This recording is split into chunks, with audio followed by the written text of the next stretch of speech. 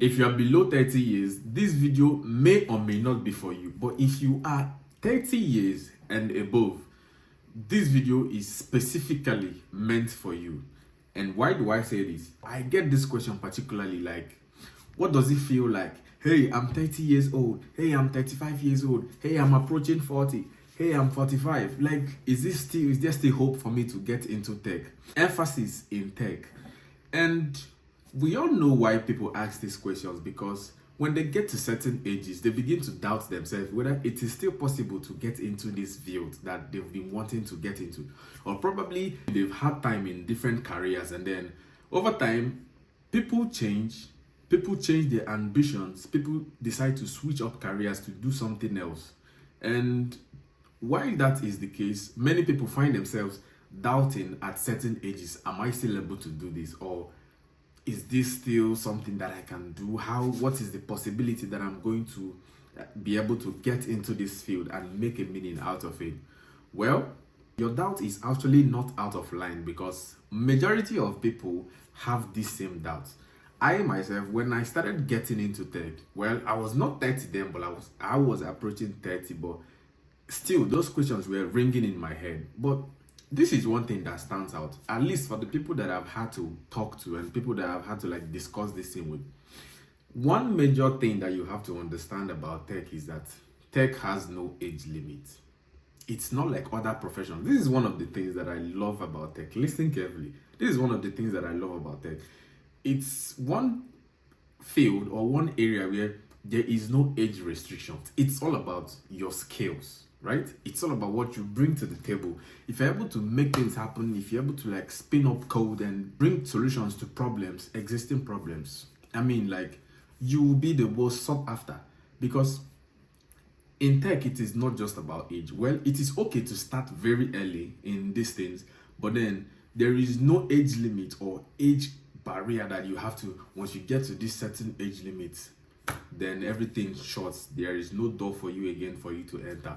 This is me specifically telling you that it is very much possible, even in 2025, in the age of AI, to get into tech at 30 years and above and still excel.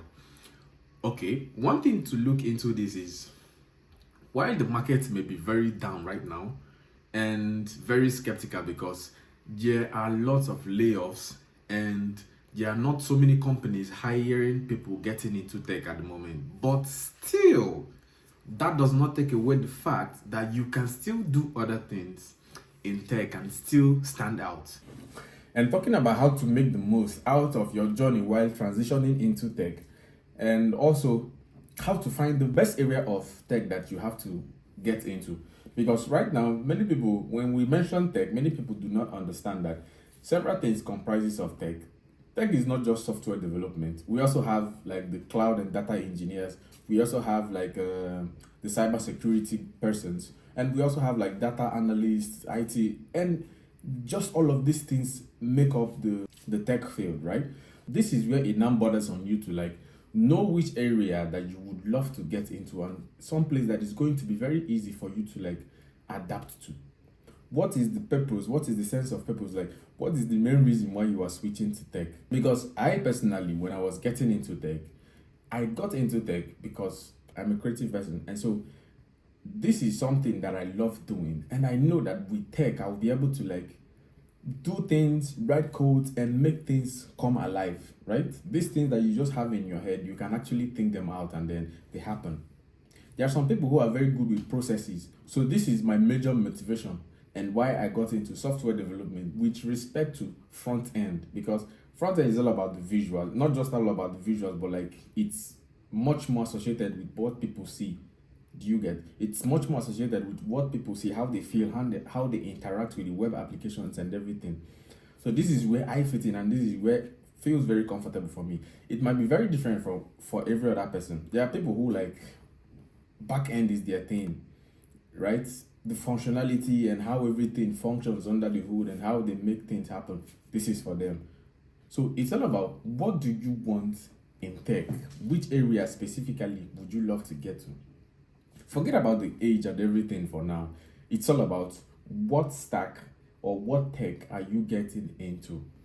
I will talk about software development because this is where I am into. This is what I am into, right? So if you are getting into software development, be rest assured that you are all about bringing ideas and bringing projects into reality. And these things involves processes. So switching into tech and getting into software development, like I said and like I mentioned, and I will say it again, one thing that you have to tell yourself is the truth. The truth is the fact that this journey is not going to be easy. It is not going to be easy. And I have a saying that motivates me most of the time. And I have the saying that goes like this: if you are somebody who quits early, like you quit things too early, you are never ever going to discover what actually is the end point of what you are chasing. Because many people are going to quit because the journey is tough. So you have to make up in your mind that this is what I want and this is what I want to do, and I am ready for whatever comes along with it. I have to face it to the end. Commitment to what you are doing and how much you love what you are getting into, your passion and your drive for tech. This is one of the things that is going to keep you going, and one of the things that is going to keep you afloat all through the process and all through the journey, transitioning from whatever field you were in before into software development. Now, let's talk about how profitable it is right now to be a software developer, and more especially in your 30s, right? Because this is the age of AI, and it seems like the expectations for people who are getting into tech is like way over the roof, right? Previously, we used to be like here, but right now the expectations is like way over, like way over. So, but then these things are as a result of what the world needs at this point in time, because expectations are high and also technologies are improving. Because back in the day, there were not so much technologies to do these things, right? So developers were making do with what they had, and then they had to keep pushing. And so with AI right now, it's very challenging, but then you do not have to be discouraged. As somebody who is in his 30s and who is transitioning into tech, your major focus, a lot of people are putting in several hours, a lot of people are putting in all their efforts, time into this. Do not expect that you as a person who is just putting in maybe very little effort into this thing, that you are going to make something out of it. It's not going to happen, because right now tech is all about hustle. People are hustling the job, and if you are not able to like grind, it's called grind. If you're not able to like grind and grind and grind, obviously it's going to be difficult for you. There are internship roles, there are also entry level roles, and there are also junior roles available, but these roles are scarce. And then when you now find them, it's now difficult to get in, because it's more like a competition, a very huge competition, that you can see one role and see thousands of applications. At that point, if you happen to be the one who is going through all these applications, how will you be able to like give everybody a fair chance? It now borders on luck, because those ones who come early and those ones who were able to be checked early, they may be more scrutinized, or they may be lucky to just get in before the whole thing, the whole pile of application gets very overwhelming for the HR team, and then they just dump everything and then just pick up people that they want. And then there's also a part where you've applied to 100 jobs, 1,000 jobs, and then majority of these jobs, they are just going to ghost you, right? They ghost you. No emails, nothing, no B. Why am I getting into tech? If you're able to be sincere to yourself and answer your question and answer yourself this question sincerely, it is going to help you a lot. Because it is not just enough that you hear that tech is lucrative, tech pays more, and therefore you jump into tech. You don't even know what tech is about. You don't even know what you are getting into. You don't even know the purpose this is going to serve for you. And you just jump in because, okay, this is where the bandwagon is going to right now. So you just join, and Somehow along the way, you're going to get frustrated and you're going to fall off.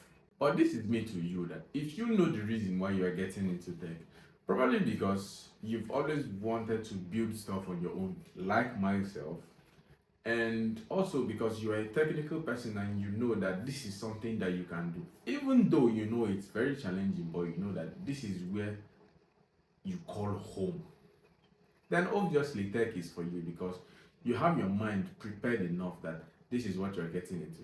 Now, fast forward to the point where you are able to get all through the process, get all the courses that you need, the mentorship, the whole boot camps, the whole classes that you had to take, both physical classes, online classes, and you certify yourself that you are ready, and your mentors and people that work with you certify you that you are ready to go into the field. Then comes the main question, like, how are you going to get into this? Because right now, the job market is messed up. There is nothing for anybody getting in right now. That does not mean that there aren't people getting into these things. But then, what makes you stand out? Replies and no feedback. So you don't even know where you stand. You could wait till eternity and still nothing happened. So now this drives me to another point that I wanted to make. Now that you see that the job market is not easy, but you still have to try, and also this vast and robust one that I like so much. We all know that getting to work with a tech firm and getting to learn all the whole things, getting to experience that environment of being in a tech company, it's very fulfilling. But then what if it doesn't come? Now, this is where you have to seek other means, which is freelancing and also building your own projects. Freelancing is the part where you get to set up your own self, market yourself, build applications, build projects for people, offer them, and sometimes if you are good enough, you get referrals from people you've worked for and you get paid for these things. There are people who have offers, who have platforms on Fiverr. They are able to get freelancing jobs there. And there are also people who they are not on this platform that I mentioned now, but then still they are able to like make a living. They utilize their social media platforms, either YouTube, TikTok, Facebook, Instagram, Thread, wherever. But they talk about themselves, they talk about their branding and what they're able to do and what they're able to like offer. You see people that they'll be like, hey, I need a website, this, how much is it going to cost me? And you are able to make money. And also the part where I love so much is the part where you can build your personal projects. For people who have ideas, who want to make things and bring up solutions to existing problems, it's also very possible for you. As somebody who've learned and who knows the skill in coding, you can make these things happen. This could turn you a fortune. You could build some simple app that may not be so simple. Just the fact that it is simplistic in a way that people and users could make use of it and it solves their basic problem. This fetches you a lot of money, either via subscriptions or some big company decide to buy up your company. And that is called a unicorn. So there are so many ways and there are so many routes to this. And also, something I forgot to mention is when you're applying for jobs as an IT person, they do not really care about your age. It's all about the skills that you bring to the table. So this, in all of this is a win-win situation that I want to get into tech. I'm above 30 or I'm 30. Do not be bothered all about that. Be bothered about how much skills that you can acquire and how you are able to sell yourself. This is what you should be very much concerned about. Right now, I am building my own projects, and even though I'm going to tell you it's not easy, but like it's less harder with the fact that there are so many assisting softwares to help you in this very time.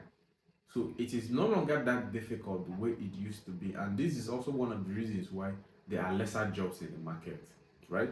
So, but then this is an encouragement to everybody who is thinking to themselves that, oh, I am 30, I'm 35, I'm 40, I'm 45, I'm 50, and therefore it's too late for you to get into tech. No, shun that away and Put it away from your mind. Shun that negativity from your mind. Put in positivity, because this is one thing that is going to help you, and you are never late into tech. Hear this from me and hear this one more time. So go out there and get yourself what you need. Get your skills up and get paid. See you on the next video. Thank you for hanging with me, guys. Bye.